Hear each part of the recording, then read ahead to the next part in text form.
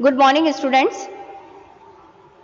मैं लेफ्टिनेंट श्वेता गोस्वामी आपका BA fourth year की क्लास में बहुत बहुत स्वागत करती हूँ। कल हम लोगों ने यूरोपियन हिस्ट्री का एक टॉपिक स्टार्ट किया था, इंडस्ट्रियल रेवोल्यूशन।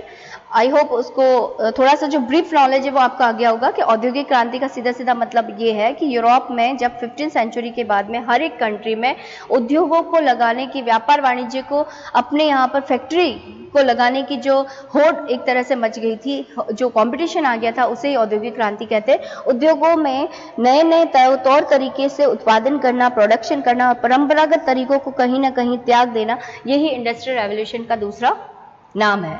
ओके, तो आज हमारा टॉपिक रहेगा why did industrialisation begin in England first. Okay, तो इंग्लैंड में ही औद्योगिक क्रांति होने का, ये इंपॉर्टेंट क्वेश्चन है, आपके कई बार पूछा जाता है। 12th तक आई होप पढ़ के बैठे हो आप ये सारे टॉपिक्स। बहुत ही सिंपल से टॉपिक है, लेकिन अगर ये सिंपल से टॉपिक जिसे मैं बोल रही हूँ, अगर ये नहीं होते तो आज कम्युनिकेशन नहीं होता, टेक्नोलॉजी नहीं होती।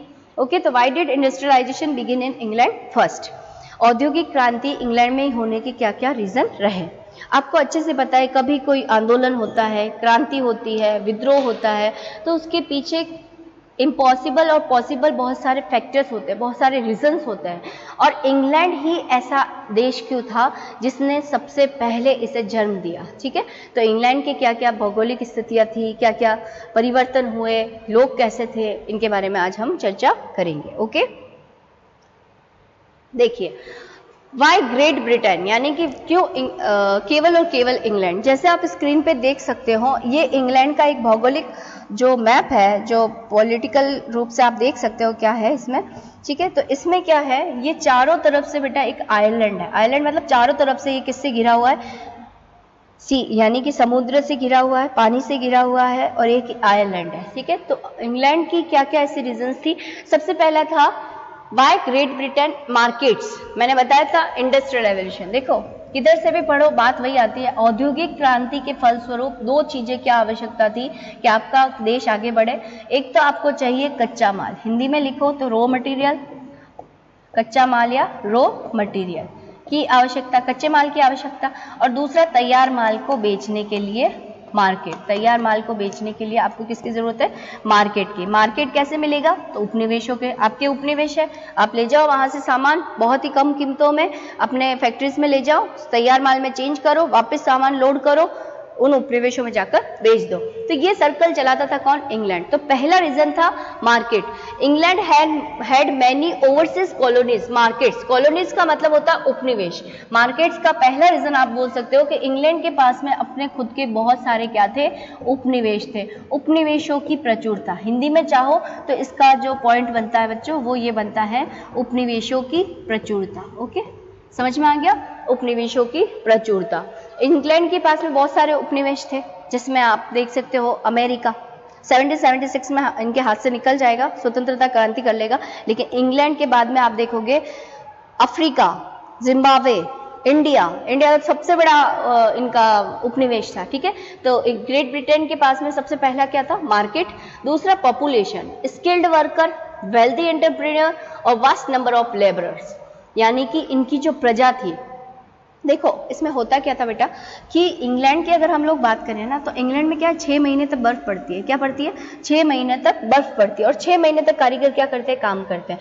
लेकिन इंग्लैंड की जो जनता है ना, वो स्किल्स में बड़ी आगे, स्किल्स में बहुत आगे का मतलब सीधा सीधा ये है कि घर पे बैठे बैठे वो कुछ ना कुछ काम करते रहते थे। पहले की बात कर रही हो, इंडस्ट्रियल रेवोल्यूशन के आने के पहले की बात कर रही हूँ कि इंडस्ट्रियल रेवोल्यूशन से पहले इंग्लैंड में भी कृषि प्रधान देश है। ठीक है, तो इंग्लैंड में भी कृषि होती थी 6 महीने, और 6 महीने बर्फ पड़ती थी, तो ये लोग अपने घर में चले जाते थे।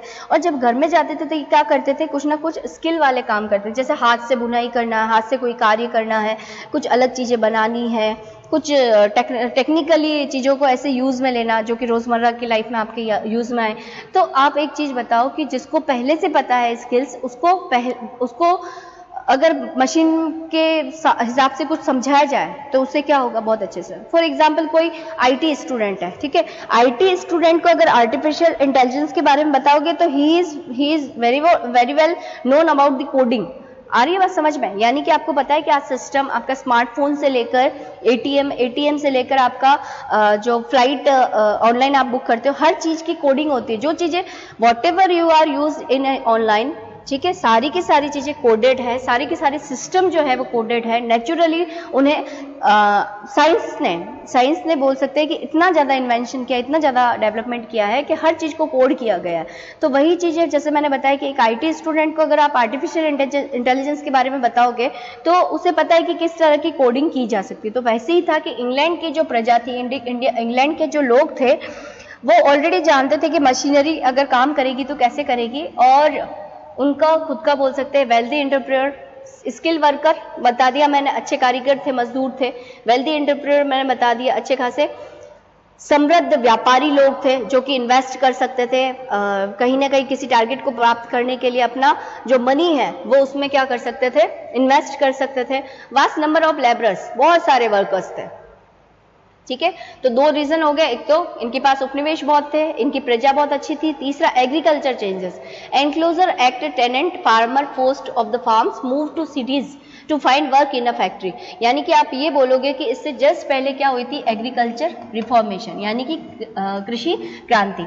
कृषि क्रांति की वजह से बहुत सारे लोगों ने अपने किसानियत यानी कृषि फार्म्स को छोड़कर कहाँ की तरफ, अर्बन एरियाज यानी कि कहाँ पर मूव कर दिया, सिंपल सी बात है, कहां पर मूव कर दिया, सिटीज में। सिटीज में मूव करा, अपने गांव को छोड़कर, अपने छोटे छोटे टाउन्स को छोड़कर।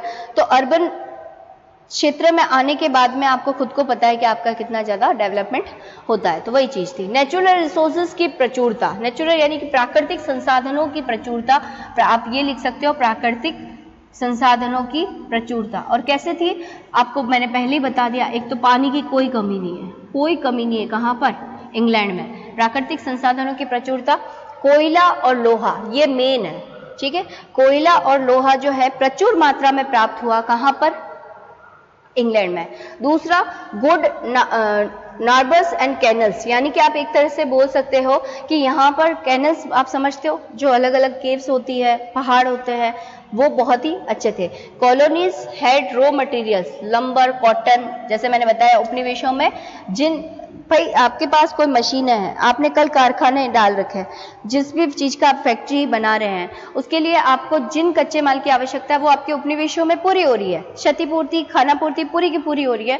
तो आप कहाँ से उठाओगे, यहीं से उठाओगे, आपको खुद को पता है। अगर हम इंडिया की बात करें तो इंडिया में बंगाल जैसा क्षेत्र, और अगर इस साइड देखें तो आपका गुजरात वाला क्षेत्र क्यों इतना ज्यादा पॉपुलर है, क्यों, क्योंकि यहाँ पर न केवल पानी बल्कि यहाँ पर प्राकृतिक संसाधन भी बहुत है, डेल्टा बहुत अच्छे से बनता है, कल्टीवेटेड भूमि है, बहुत उपजाऊ भूमि है। तो ये सारी चीजें, ठीक है। तो पहला रीजन बन गया मार्केट, दूसरा पॉपुलेशन, तीसरा एग्रीकल्चर चेंजेस, चौथा नेचुरल रिसोर्सेज की प्रचुरता, फिर गवर्नमेंट। अब गवर्नमेंट ने क्या किया उस टाइम में, stable and unified country, government यानी कि पहला ऐसा कंट्री, इंग्लैंड, कौन सा कंट्री, इंग्लैंड, एक तरह से ऐसा कंट्री जहां पर क्या हो चुका है, मतलब बिल्कुल ही पार्लियामेंट के हिसाब से काम हो रहा है, बिल्कुल सिस्टमेटिक तौर पर काम कर रहा है, और ये अपने प्रजा के, अपने स्टेट की, अपने कंट्री के डेवलपमेंट के लिए सारे लोग सोच रहे थे। तो स्टेबल एंड यूनिफाइड कंट्री पहली, जहां पर लोग बिखरे हुए थे।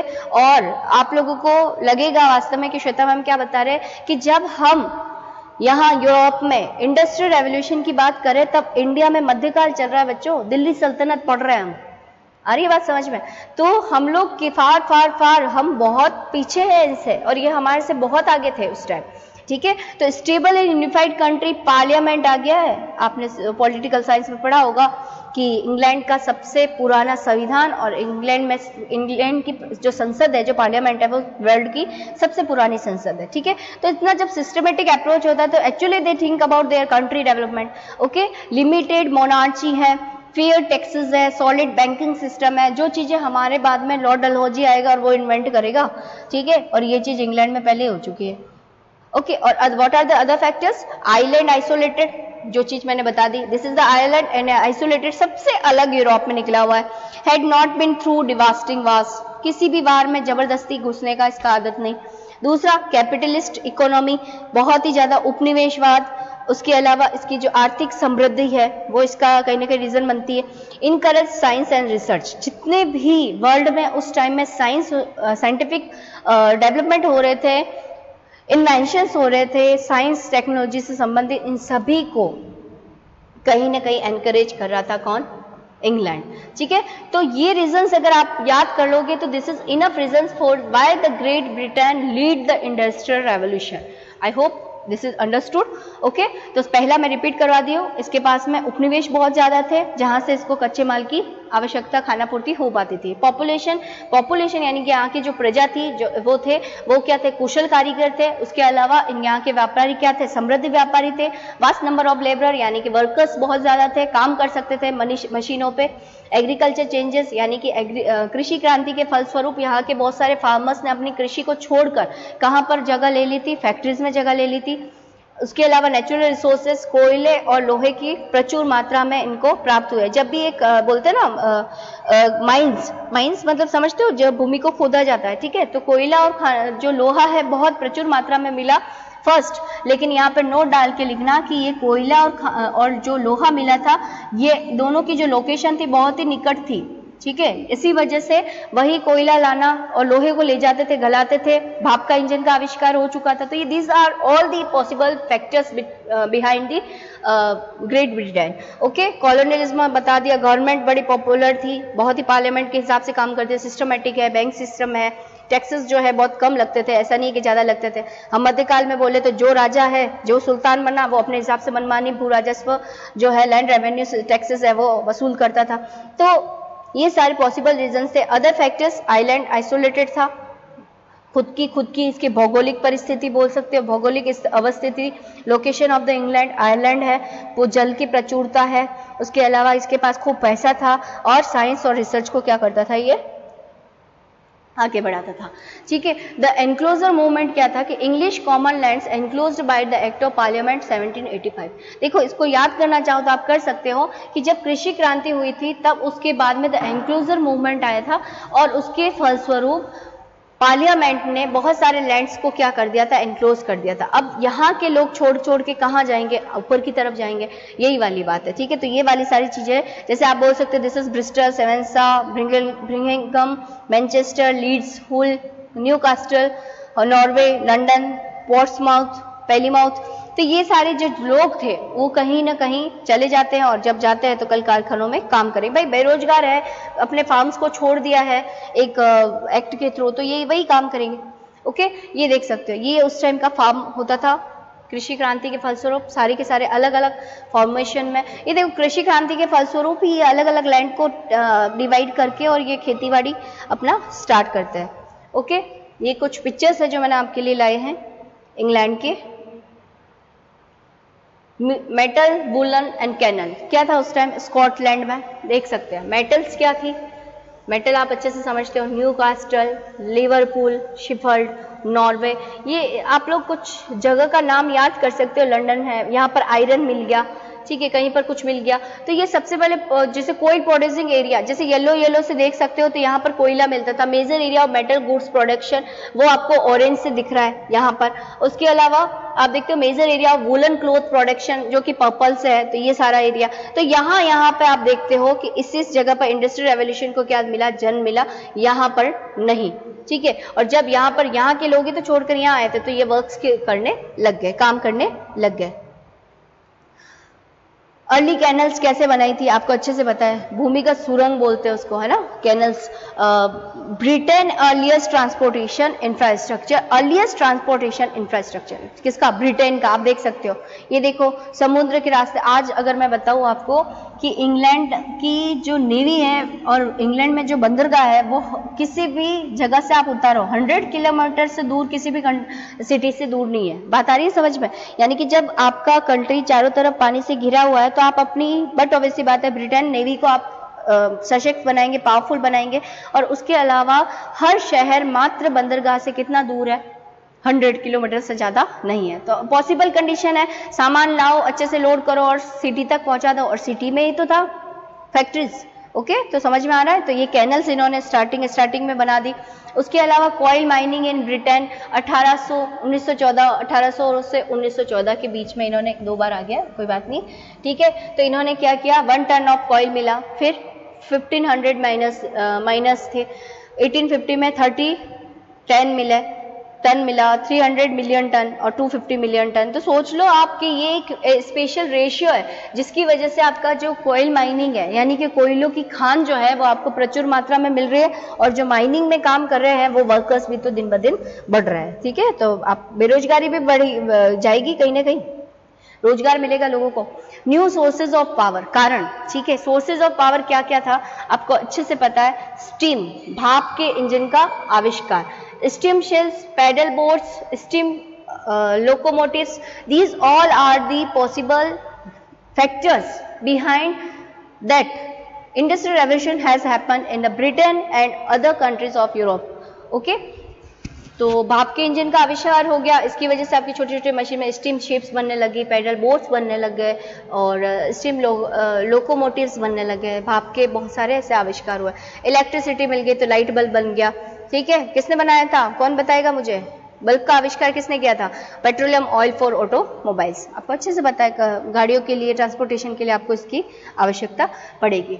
जेम्स वॉल्ट स्टीम इंजन, भाप के इंजन का आविष्कार करने वाले जो व्यक्ति थे उनका नाम क्या था, जेम्स वॉल्ट। ठीक है, condenser increased efficiency of the machineries. Okay, steam tractor, good enough, आप देख सकते हो स्क्रीन पे।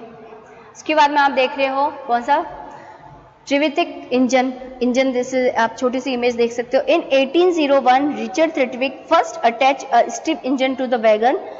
Tritic engine was not successful for moving people, but he had planted the idea of human train transport. ठीक है, तो ट्रेन में लग गया भाई साहब, आप जो ट्रेन में कर रहे हो वो।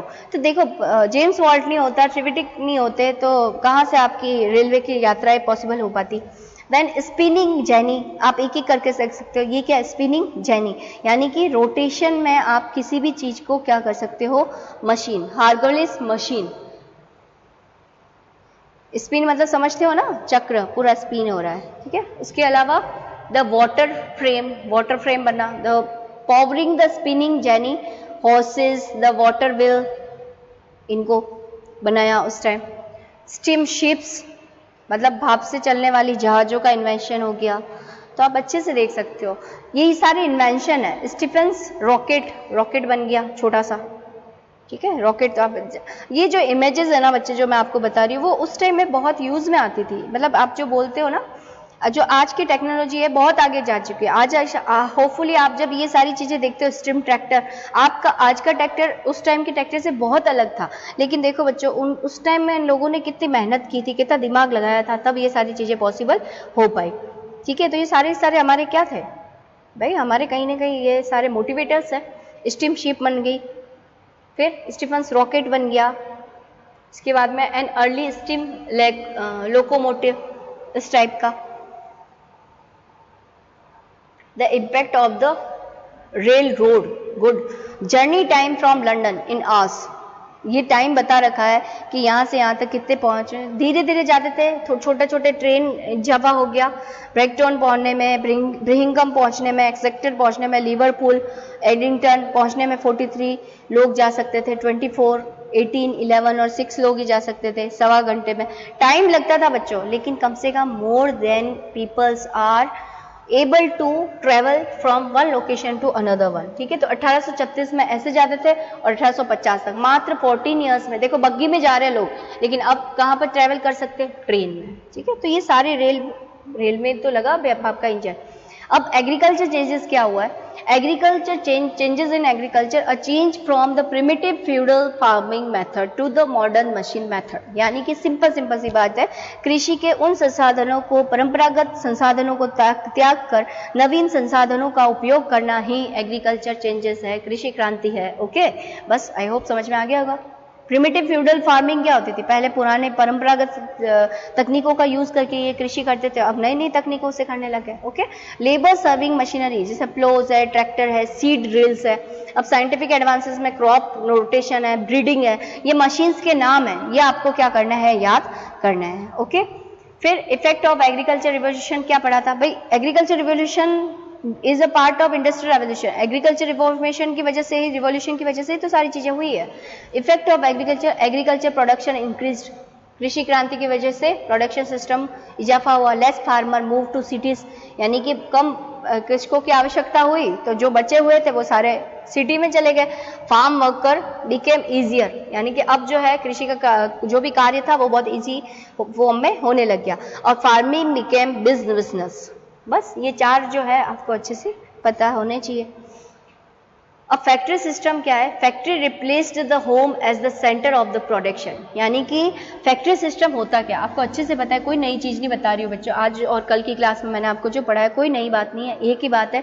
फैक्ट्री सिस्टम क्या है? मशीनों का उपयोग करके और सामान को बनाना, उत्पादन करना, प्रोडक्शन करना। The factory replaced the home as the centre of production, यानी कि पहले घर पे बैठकर लोग कारीगर कार्य किया करते थे, अब कहां पर कार्य करने लगे? अब फैक्ट्रीज में आकर काम करने लग गए। The division of labours, worker does not make the product, perform one operation assembly line, यानी कि एक तरह से वर्कर को काम नहीं करना, काम मशीन करेगी, लेकिन मशीन को क्या करना है? सपोर्ट करना है। फिर असेंबली लाइन का मतलब, असेंबली लाइन का मतलब सीधा सीधा ये है कि एक लाइन में खड़े हो जाते और अपना काम करना शुरू कर देते, एक जैसा, सेम टू सेम। देखो, machines are support to code as to do the work. Okay, मशीनों को हम लोग कोड करते हैं, सिस्टम को बताते हैं कि क्या क्या काम करना है, लेकिन उस सिस्टम के सपोर्ट में जो काम करता था वो करता था कारीगर है, मजदूर है, ह्यूमन बीइंग है। ओके, अब एडवांटेज क्या था? मोर efficient use of worker and raw material, कच्चा माल के कहीं वेस्ट नहीं होना, हम तो बिगाड़ भी देते हैं, मशीन कभी भी नहीं बिगाड़ती। Disadvantage very boring, very tedious, यानी कि बोरिंग। हम जब घर पे देखो आप लोग देखना, काठमांडू है हमारा, लेह लद्दाख साइड का काम है, यूके का है, जब घर पे काम करते हैं ना लोग, तो कुछ ना कुछ गुनगुनाते हुए, पहाड़ी जो भी है बात करते हुए, एक दूसरे की चर्चा करते हुए बात करते, तो बात करते करते मतलब इंटरेस्टिंग वे में वो अपना काम करते थे। लेकिन अब यहाँ पे क्या था? मशीनों में चुपचाप काम करो, मशीनों की आवाज आ रही है, फैक्ट्रीज की आवाज आ रही है, और उसके अकॉर्डिंग आप वेरी बोरिंग, मतलब बोर होते हुए काम करते रहो। Speedy output of goods, advantage देखो किसका? फैक्ट्री सिस्टम का। पहला, मोर एफिशिएंट यूज ऑफ, हाँ बेटा, ओके, तो फैक्ट्री सिस्टम का एडवांटेज क्या है? More efficient use of worker, raw material कम खराब होगा, स्पीडी आउट ऑफ गुड्स और लोअर प्राइस्ड गुड्स। गुड्स का मतलब क्या है? सामान, है ना, कम टाइम में सामान बन गया, बड़ी तादाद में बन गया। ओके, और लिमिटेड क्रिएटिविटी, एक जैसा काम करते देखते देखते आप भी बोर हो जाएंगे। तो बच्चों, आई होप आपको समझ में आ गया होगा। सबसे पहले तो ब्रिटेन में होने के क्या क्या रीजंस थे, और सेकंड फैक्ट्री सिस्टम क्या होता है। तो इसे आप चाहेंगे तो मैं हिंदी में भी बता दूंगी, हिंदी में आपको पीडीएफ जो है भेज दूंगी और आगे कोई भी आपको इससे संबंधित कोई क्वेरी हो तो आप मुझे टेक्स्ट कर दीजिएगा, एसएमएस कर दीजिएगा। ओके, तो आज के लिए इतना ही। Thank you so much. जय हिंद, जय भारत।